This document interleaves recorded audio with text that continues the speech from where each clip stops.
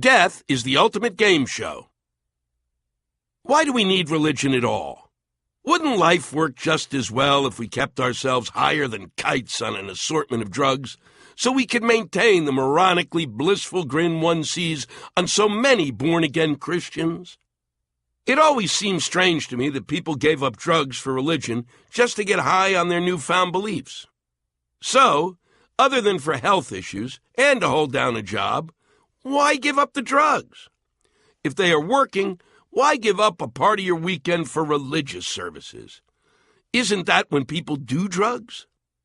If you stay on them, it seems you're just one step closer to the ultimate goal.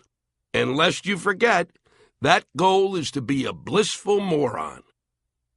Or, why don't we just choose to live without any morals at all, so we can constantly satisfy the insatiable wants and needs that haunt us humans, thereby insulating ourselves from the fears that are the underbelly of everyday life?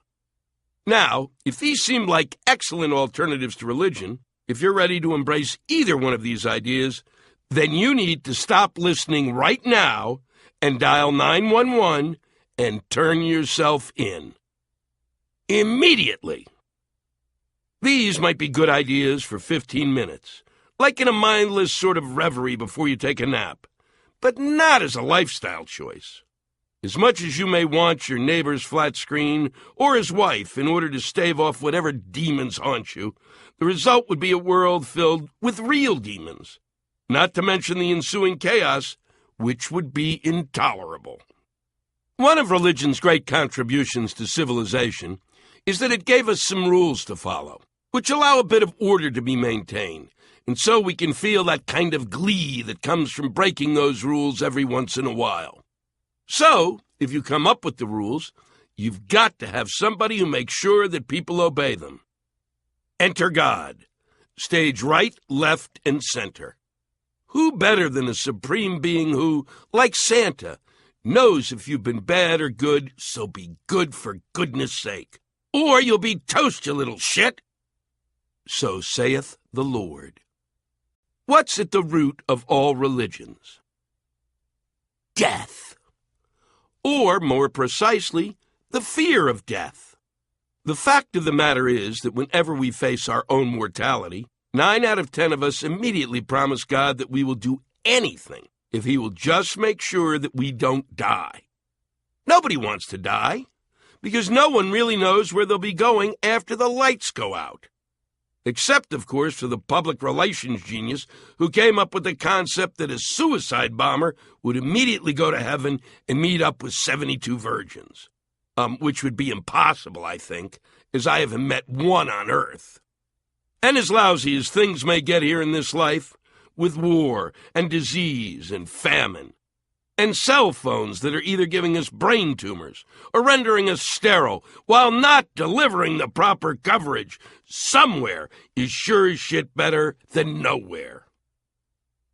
Religion gives us a destination to head toward. It's the orbits of death. And if you're as good can be, then you get to end up in first class, and you don't have to go through the security line. You won't even have to take your shoes off. You are given your own wings. You have become your own airline, and you spend your day flying around heaven because you believed in God. He's the one who punched your ticket. So what's heaven like?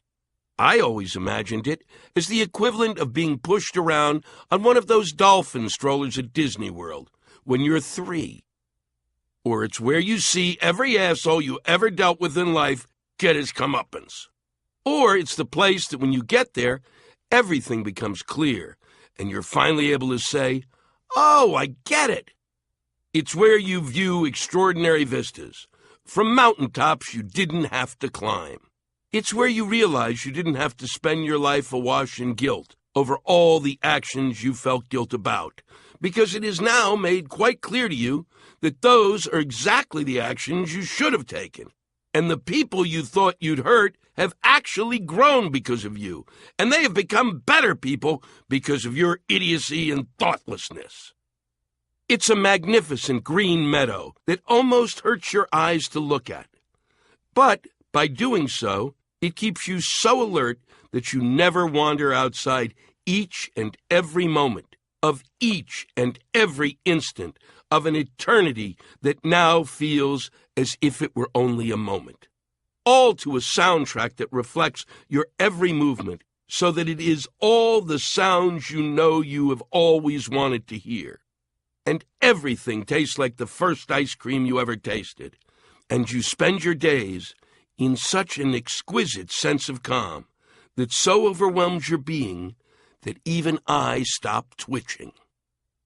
Death is the abiding mystery that is the root of all religions, except Scientology, which doesn't count, because I refuse to consider seriously anything that Tom Cruise believes in. What about the miracles of our daily existence? Isn't that what inspired the world's great religions as well? No. Life gets old very quickly, until, of course, they tell you your number is up, which is when you start paying attention to the precious miracle you were about to lose. Besides, you know you are here. The bigger question is, where are you going after here? Art Buchwald, one of America's greatest satirists, saw it a little differently. He checked himself into a hospice in early 2006, expecting to die. He had taken himself off dialysis, and then miraculously lived for another year. He said, "I have no idea where I'm going. But here's the real question. What am I doing here in the first place?" It's death that opens the door to the idea of God. God gives people the comfort that they are actually going somewhere after this life. The idea of going nowhere should scare the shit out of any normal person, I would think. Unless, of course, your life is so miserable that nothing seems like an improvement. And then there are the atheists and agnostics who feel that the lights go out and that's that. I don't see any comfort in that.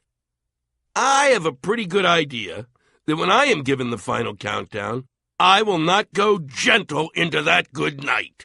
No matter how logical a mind one possesses, when faced with the concept of a black hole without end, the synapses rev into overdrive, leaving logic in the dust. Let's face it, we're talking fear here. Fear of the unknown, and fear of a known that makes no real sense without some unifying principle that allows us to sleep at night. Organized religions organize themselves around that fear. Each claims to be the one true way to get to heaven. The ultimate fear, of course, is which door is going to be the gateway to heaven.